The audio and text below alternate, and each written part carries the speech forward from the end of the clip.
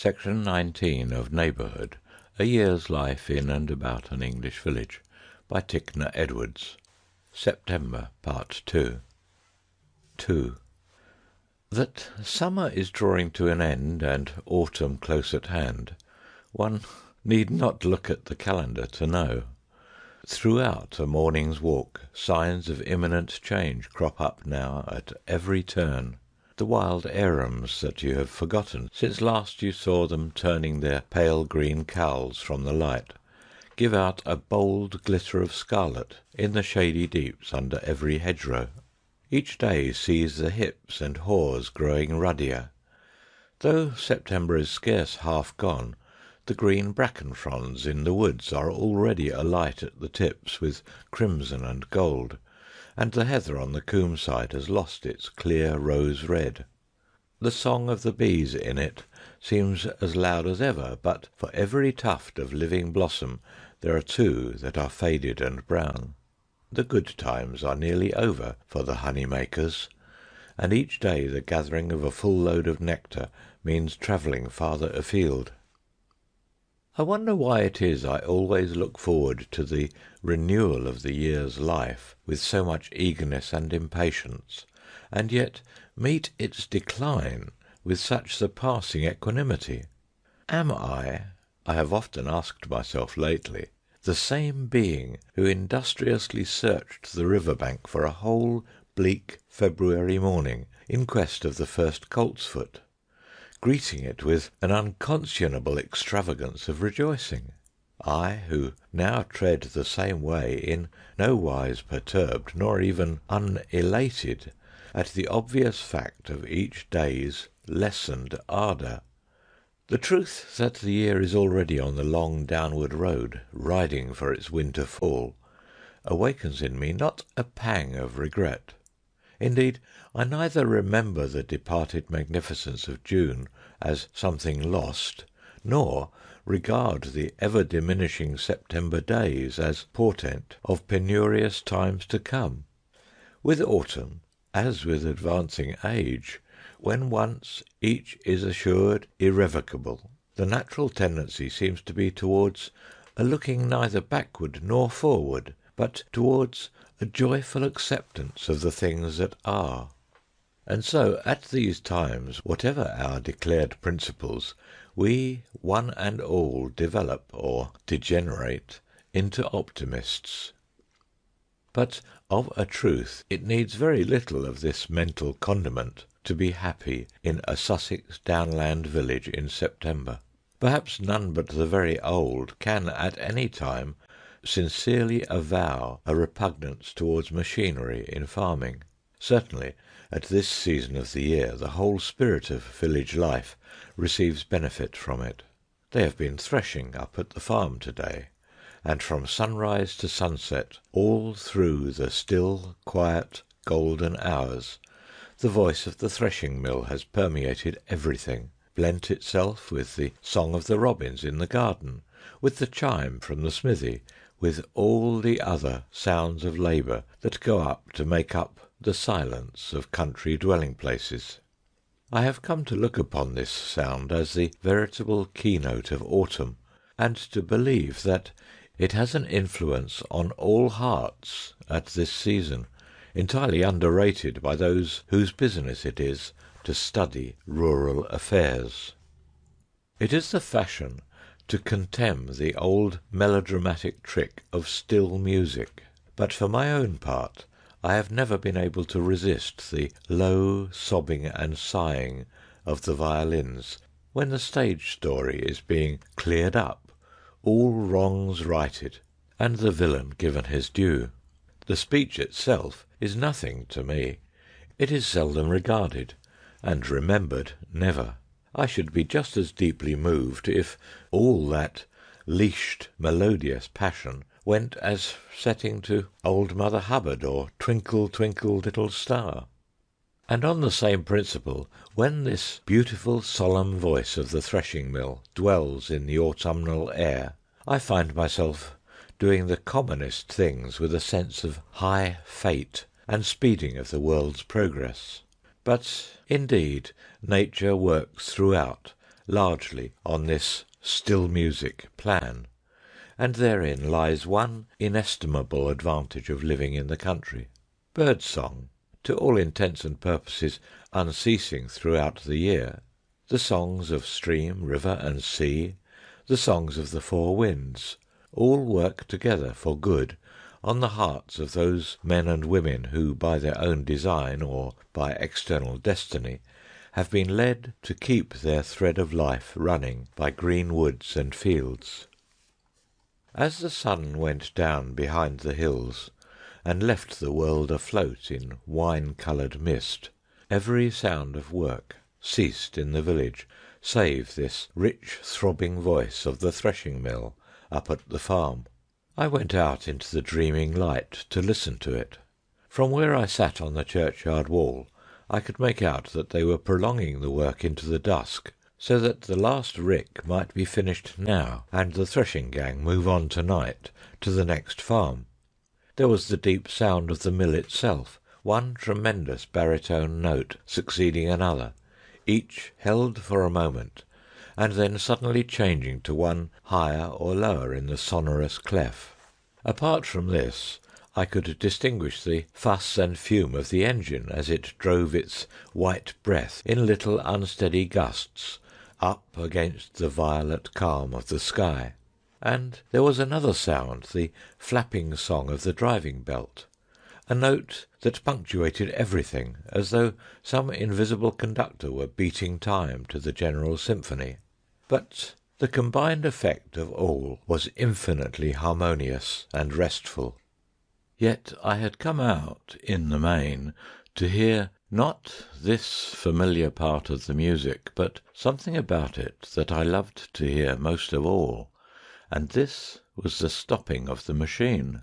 It was almost dark before the last sheaf went to the mill and steam was shut off, and then the wonderful note began. The machine took an appreciable time to run down, but now there was no upward inflection in its voice. Note by note, each note more drawn out and quieter, the rich tones fell through every stage of an octave, until at last they died away in the profoundest, softest bass. Even then I fancied I could feel the solid earth still shuddering with a music too deep for human ear. 3. I think the last of the summer boating parties to Windlecombe has come and gone. At least, for a week I have seen and heard nothing of revelry. But the thin stream of odd folk still dribbles into the village from road or down. There were two elderly ladies, obviously sisters, wandering about the place one day, who afforded material for commentary to most curious tongues.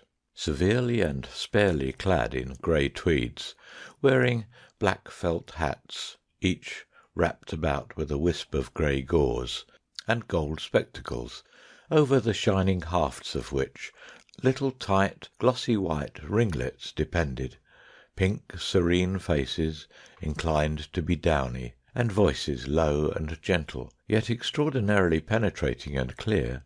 They crept about the village all day long in an ecstasy of enjoyment, peering into cottage doorways, looking over garden fences, watching the children at play on the green, and the mothers hanging out their linen, gazing with timorous delight down into the wheelwright's saw-pit, and into the black deeps of Tom Clemmer's forge. And all the while, though they kept up an incessant low interchange between themselves, they accosted no one. Apparently Windlecombe was to them a sort of spectacle, half peep show and half menagerie, where everything might be looked at, but nothing touched. The last I saw of them, they were standing at the far end of the green, looking towards the seats under the Seven Sisters, where two old rustics slumbered peacefully in the sun. The pair were in earnest consultation and obvious, though wholly affectionate, difference on some point. At length one, apparently the more ancient by a year or two, raised her hands with a gesture of reluctant consent, and then the other timidly approached the old men, presented each with what at a distance appeared to be a surplus sandwich drawn from a reticule, and returned to her companion, giving her, before they made off down the street together, a grateful, childish little hug. On another day a very different pair dropped down from the skies amongst us. They were two men scarcely of middle age, the one with a swirl of coppery hair topping a high forehead, the other sombre locked, low-browed and swarthy, both alike shabby, unshaven, and unkempt. They came swinging down the hill path together, hatless and barefooted, laden up with certain dusty travelling gear, the one of them carrying in addition a leather-cased violin. As they strode through the village street, they made the place resound with their laughter, jovially greeted all and sundry that chanced in their way, and finally disappeared through the door of the Three Thatchers Inn. Thereafter, sitting at work by the window, I forgot all about them, until a far-off strain of music gradually forced itself upon my ear.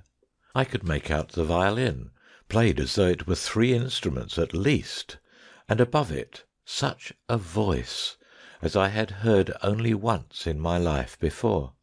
I saw that passers-by were halting in the roadway to listen. Some were crowded round the inn window, craning over one another's heads.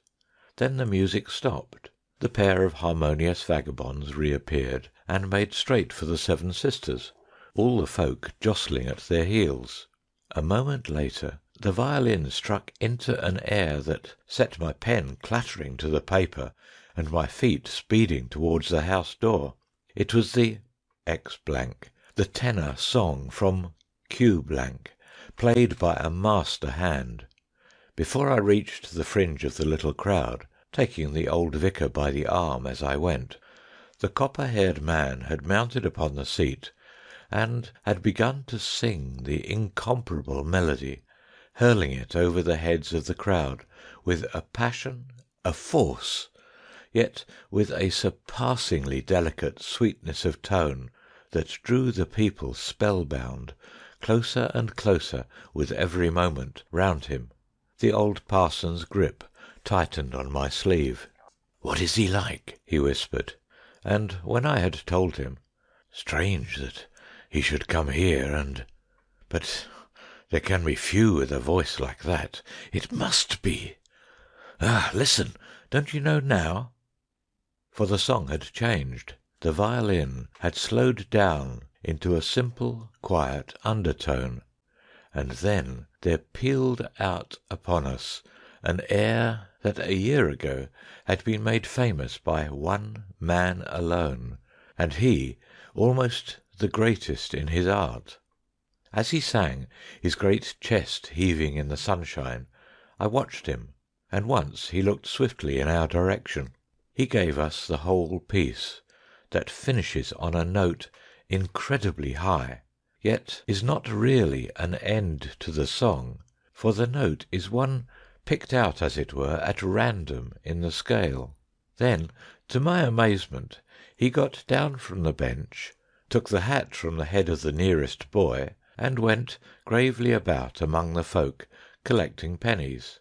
From me he levied toll as from the rest, but instead of holding out the hat to the reverend, he placed it, money and all, into his hands, adding to the goodly store a shining piece from his own pocket. "You will know what to do with it," said he, his grey eyes twinkling merrily. A minute later the pair were trudging off together down the street as they had come, with their dusty, travel-stained satchels swinging behind them, and their long hair blowing in the breeze. End of section 19. Please subscribe to update new videos. Please share and like if you enjoyed the video. Thanks so much.